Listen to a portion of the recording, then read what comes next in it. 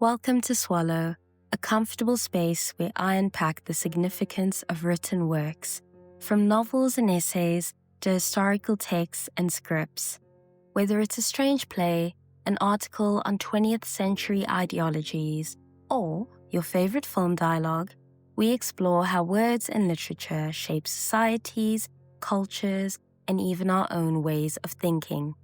To enhance your experience, I incorporate soothing background ambience, adding a touch of ASMR that invites you to relax and immerse yourself fully in each episode. No gatekeeping knowledge, just deep dives, interesting stories, and reflections on why words matter. I'm Tando, and I'm so glad you're here. Episodes come out whenever they come out, since this is a no-pressure space where I prioritize quality over quantity. Take a moment to settle in, get comfortable, and be present with me. Shakespeare is a self-portrait. Who language was built for? In this episode, we'll be embarking on an obscurely underexplored and pretty hefty topic, looking at how William Shakespeare's work has been inherited, interrupted, and re-articulated, and why the idea that Anglo-traditional theatre is unrelatable to audiences of color, and how this is less than true. Despite the developments made in the 21st century to deconstruct imperial narratives around learning, knowledge, and reading, theatre, literature, and the arts have always been spaces where minorities refuse to be erased. Given the multi-generational impact of William Shakespeare, whose plays and poetry simply will not fade, a fascinating dilemma arises. Shakespeare's works exist in a vacuum of contradiction for people who are not typically represented in his character demographic. Shakespeare is both one of the most distant and intimate storytellers of our time. People of color who have often been ostracized and depicted as unable to grasp him, or who have been purposefully removed from his works due to subconscious connections to colonialism, find themselves in a position where they can't quite relate to his works with the same passion, shame, and vigor as, let's say, a white student with an affinity for English classical theatre. However, this very contradiction is also grounds for a beautiful arena of debate, unparalleled exploration, and candor about the role that Anglo-adjacent narratives can play in the inner world of minority groups and those who have been historically othered from the conversation. You see, Shakespeare is often described as universal. Harold Bloom, a literary analyst, declared rather boldly that Shakespeare is the true multicultural author. He exists in all languages. He is put on the stage everywhere. Everyone feels that they are represented by him on the stage. Though Bloom's point is not exactly incorrect, it is notably void of a stark reality. The idea of a universal experience is rarely neutral. Stepping away from Shakespearean literature for a moment, we can see this more clearly through the lens of blackness. Imagine two playwrights. One, an African-American woman who writes about what she would call the Black experience. The other, a Zulu South African man who also writes about the Black experience. What often happens, especially in media and global cultural circulation, is that the American adjacent imagery becomes the default. It is the version most widely seen, most frequently repeated, and most easily recognized, until it begins to stand in for the whole. This isn't unique to race, but something we see across many communities and contexts around the world. To access Shakespeare, you're often expected to already speak a certain kind of English, to understand a certain tradition of theatre, to feel at home in academic spaces that historically weren't designed for everyone. And though we may never have space on Earth that is undoubtedly accommodating for everyone, there are far more obvious and curated alternatives that seem to make sense to a diverse audience. Concert halls, sports events, even visiting a national site like God's Window in Mpumalanga or the Great Barrier Reef off the Queensland coast. What I'm getting at is that the accessibility and familiarity that is associated with Shakespeare is not evenly distributed. It is not nearly as simple or easily related as comments like Harold Bloom's make it seem. With these conceptual seeds in mind, I'd like to look into what we mean when we say Shakespeare belongs to everyone, why this is both true and untrue, and why that claim feels so natural to some, even when the conditions of access tell a more complicated story. For this episode, I'll be drawing from various sources: James Baldwin's essay, Why I Stopped Hating Shakespeare, Aimé Césare's 1969 play, Une Tempête, and Margaret Busby's New Daughters of Africa. During his time in France, author and thought leader James Baldwin wrote a collection of thrilling essays, one of which was Why I Stopped Hating Shakespeare. In this piece, he walks us through his tensions with William Shakespeare, especially the disconnect and complexity of loving the English language while being riddled with what it represented through a colonial lens. He described the language as a tool of oppression, and rightfully so, given the state of the United States and the world at large during which this essay was written. Baldwin does not shy away from naming English as a violent inheritance. At one point, he describes Shakespeare's language as nothing less than the language of my oppressor. And yet, this is the same language through which he is expected to think, write, and understand himself as an African American man. This criticism and the frustration with both English and Shakespeare's proximity to it is incredibly significant. It is neither the first nor will it be the last lamentation by minoritized speakers grappling with a sense of betrayal. A betrayal of culture, of community, of countrymen, while still being expected to celebrate the language so avidly. The internal tension is something many people of color across various ethnic and cultural groups continue to wrestle with today. There is an unspoken negotiation that takes place. How much is too much when it comes to loving English and its literary environment?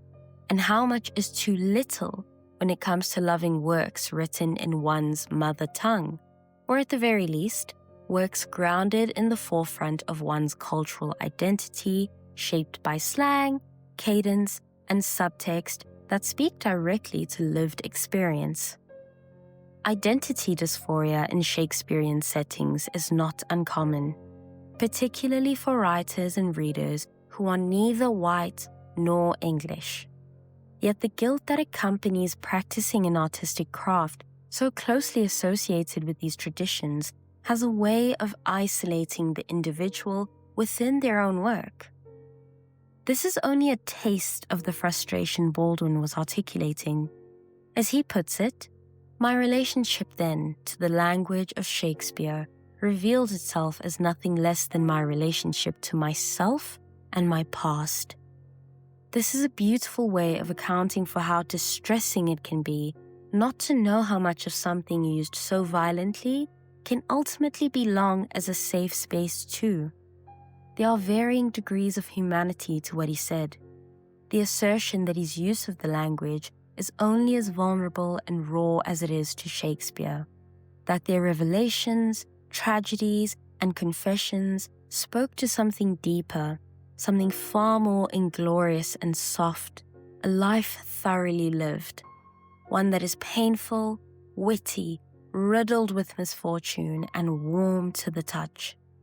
Seeing so many versions of yourself die and meeting new ones at the most unconventional hours, in relating his connection to Shakespeare with his relationship toward himself, we see the unearthing recognition of one writer to another, one man to another, and a culmination of things seen and felt immaculately.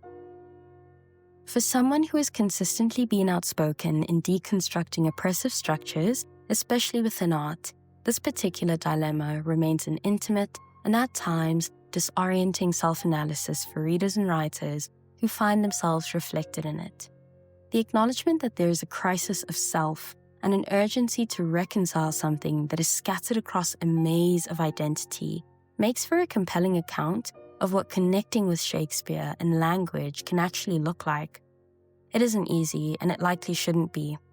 Oftentimes, nothing truly worthwhile in art arrives neatly resolved or without resistance. And yet, Baldwin's reckoning still takes place within Shakespeare's language. What I mean is that he's using English, often in its most beautiful and high-strung form, to work through his refusal of both the language and Shakespeare. Though some people might approach this tension by actively turning away from Shakespeare's text, others have made a point of reimagining it. I want to sit with that idea for a moment, using contemporary media as a point of entry. The Little Mermaid, Cinderella, and Snow White. What do these films have in common? Each is an origin story centered on a princess, and all three have seen live adaptations with a woman of color cast in the lead role. Outside of the 1997 adaptation of Cinderella starring Brandy, these reimaginings were met with an overwhelming amount of noise, much of it rooted in disdain toward who was chosen to play the princess. Without assuming everyone immediately understands why, a great deal of this discomfort and the sudden interest in film critique stemmed from the fact that each reimagining centered a brown woman who did not fit what had previously been accepted as conventional within these stories. I do want to acknowledge that this kind of example requires a level of discernment. I'm not suggesting that the original stories are unimportant or that they cannot offer certain communities a genuine sense of recognition and connection. But in a world where identity has been so violently stripped from minoritized people, it is just as necessary to find bold ways of reclaiming it. And this is one of those ways. It's also worth noting that companies like Disney have a long history of making strange, creative, and financial decisions, and not all criticism of their work and choices are misplaced. However, collapsing representation into a category of a bad financial choice is both intellectually lazy and deeply telling. When the presence of a woman of color becomes the site of blame for perceived artistry and commercial failure, what we are witnessing is not a critique, but a familiar and internalized form of racial violence. Reimaginings are not often a cash grab, nor are they a shallow attempt to provoke outrage. They are a deliberate and methodical way of doing the deconstructing, and not simply theorizing it or speaking about it at a comfortable distance.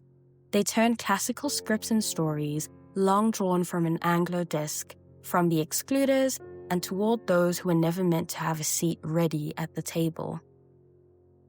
Hey friends, I wanted to take a moment to mention that I have a crowdfunding page for my bookstore, Muscle and Bone Literary. This is a project that means the absolute world to me, and I would truly appreciate it if you could help me bring this to life by donating to the page, sharing the link, or downloading this episode. Picking one or all of these things could help me out so much. There's absolutely no pressure. Details about the bookstore and the link to my crowdfunding page are in the bio. Thank you for your time and love, and please enjoy the rest of this episode. Long before reimaginings became a point of mainstream cultural debate, playwrights working under colonial conditions were already doing this work. One of the most striking examples of this is Césare's A Tempest, as I will refer to in its translated English title. A deliberate reworking of Shakespeare's The Tempest, written from an anti-colonial Afro-Caribbean perspective. Where Shakespeare's original often treats colonial power as background, Césare drags it to the center of the stage and refuses to let it go unnamed. Brilliantly so, he does this by dissecting one of the Tempest's most discussed themes, power. Shakespeare's play is commonly read as an exploration of power, control, and authority, exercised by the protagonist Prospero's tyrannical command of the island and its residents. In this case, power functions as a vehicle for this character's development, and it encourages contemplation about the core of tyranny, moral restraint, and the complexities of forgiveness. Alternatively, Césare's play takes what was once a linear depiction of power manifesting and sharpens it. Instead of using power as a singular force held and worked by one man, Un Tempête leans into an intimate analysis of power as something that is stratified in hierarchies and unevenly distributed. This isn't a new idea, but how he uses it matters. Césaire makes hierarchy visible by racializing it, using colorism as a deliberate organizing principle among the enslaved characters. Caliban, who is reimagined as a black slave, and Ariel, who is reimagined as a mixed-race slave, do not simply differ in temperament or loyalty. They occupy different positions within a colonial order that rewards proximity to whiteness and punishes open resistance. In doing so, Césaire does not abandon Shakespeare's meditation on power. He ultimately repurposes it to escape this abstract, generalized sort of moral inquisition that Shakespeare may have intended for, and turns it into an actual reality shaped by racial dynamics, labor, and survival under these frigid and cutthroat circumstances. By doing this, Césaire doesn't approach Shakespeare with reverence, but that doesn't mean he is discarding him entirely. Instead, he reshapes the language and its moral center dictated by colonial perspectives to better fit an audience that is seen and lived to understand the complexities of unbridled power. A minoritized or excluded audience. Speaking of language, Césaire's version was originally written in French and translated later into English. This is important because even the act of having an adaptation done in a different language can feed into the intentionality of reimagining Shakespeare as something that can be enjoyed alternatively, as something that could or won't, depending on your literary interests, feed you in the most appropriate and lulling way. In Un Tempête, the characters are no longer symbolic or peripheral icons of a broad topic that can be lamented over at book club. They are humanized through self-awareness, through how their positions are delegated, how they resist ever-shifting power dynamics, and how they endure in ways that speak to actual lived experiences, not a fictionalized depiction of survival, defeat, and triumph. It goes beyond trying to make Shakespeare universal. Actually, it doesn't focus on that. Instead, it asks who this idea of universal has historically served, and it puts that answer to the test. Césaire reminds us that Shakespeare doesn't disappear when he's challenged, he changes. And I want to look next at Margaret Busby and how her work expands this idea of change as a deliberate response to Shakespeare's text.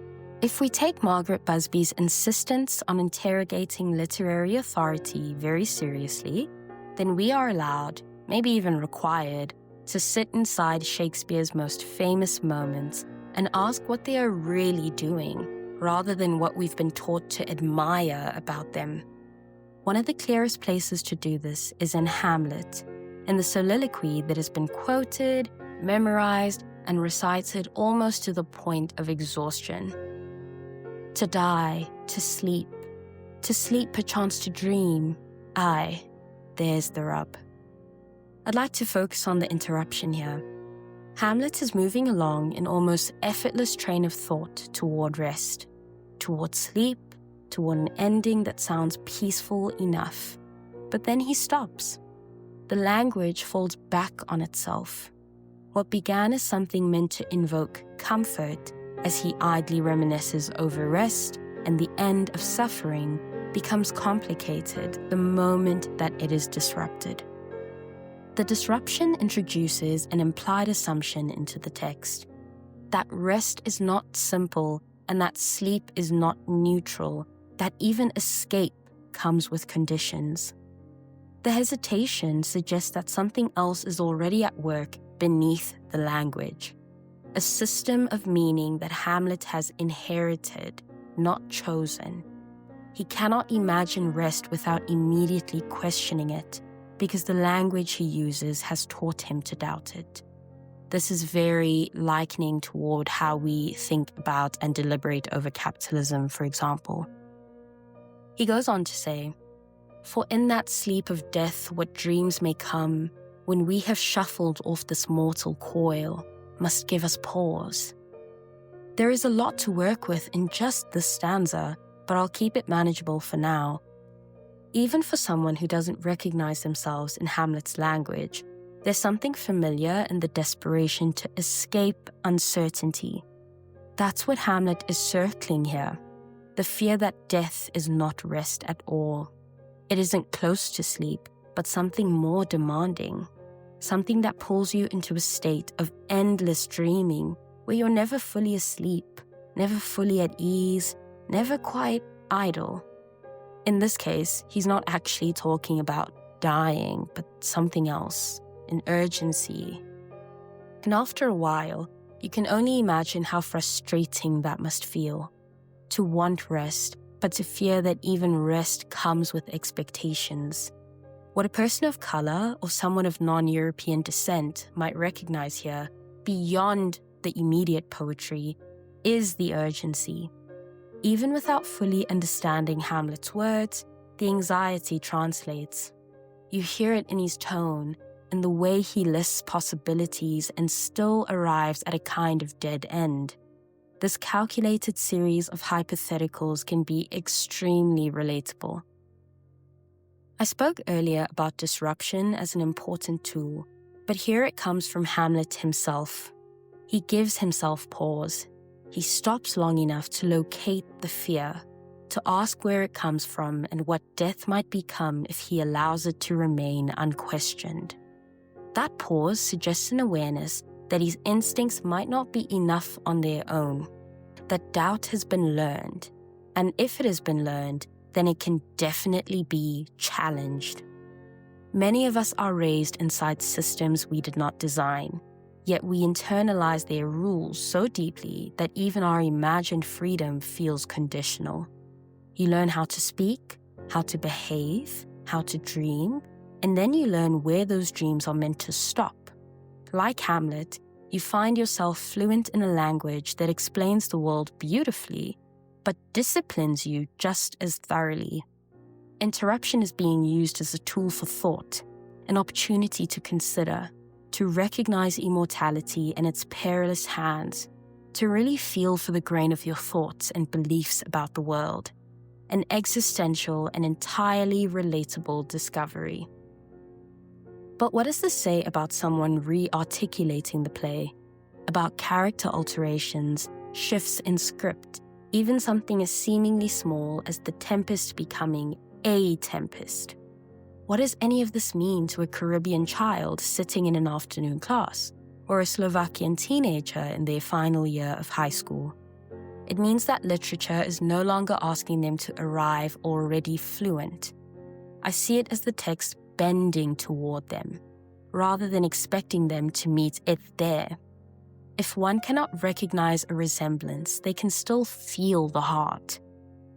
The disruptions introduced by thinkers like Busby matter because they interrupt the illusion that there is only one correct way into Shakespeare, one accent, one history, one kind of reader. Challenging this assumption is what opens the door to relatability. The re-articulation of plays like this is so clever. They're working through something precious. In disrupting the systems that have long governed how Shakespeare is read, preserved, and taught, these interventions allow the work to live differently. Shakespeare is no longer a closed inheritance that no one can even attempt to marry into. He and his works become negotiable in who can participate in the grief, laughter, villainy, and misfortunes of the character. With that being said, here's something I'd like to drop. When we talk about Shakespeare, a lot tends to surface automatically. Boredom in the middle of the school day, endless essays, or, for some of us, a strange guilt. A feeling like enjoying his work meant abandoning something of yourself for a dead white man whose authorship might not even be settled.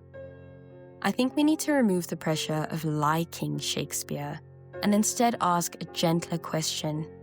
What, if anything, does this work mean to you?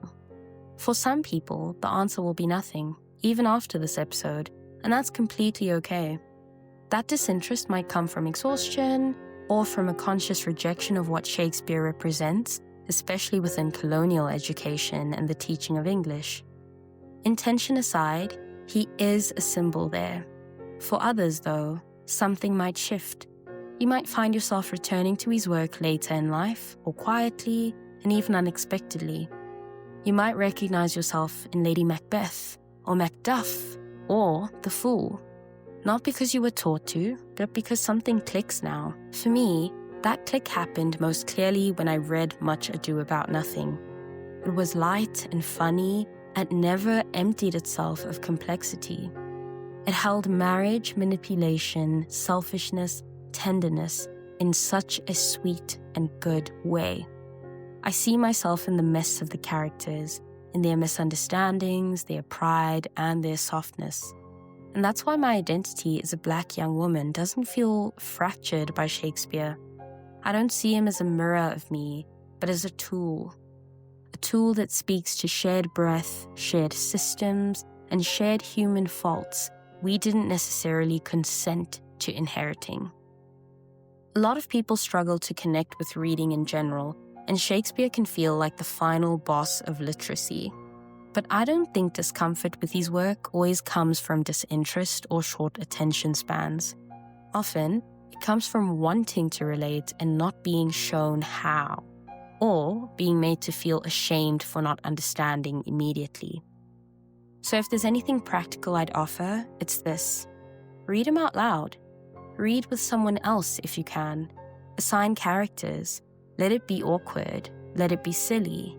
Read even when you don't understand what's happening, especially then. Understanding doesn't have to arrive first. Feeling can come before clarity. Treat the language as something you can return to, not a wall you failed to climb. Play with that text. Actually play when you're reciting it.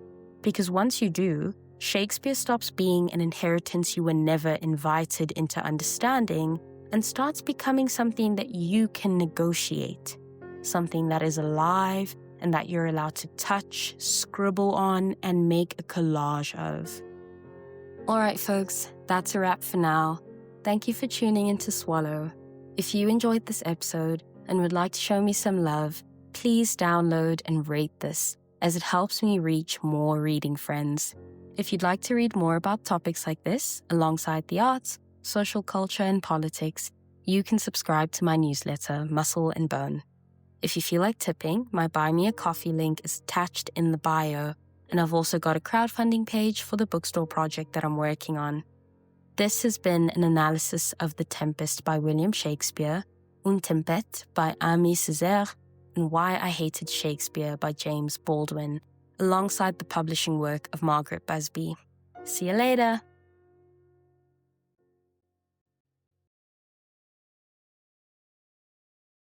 Muscle and Bone Studio.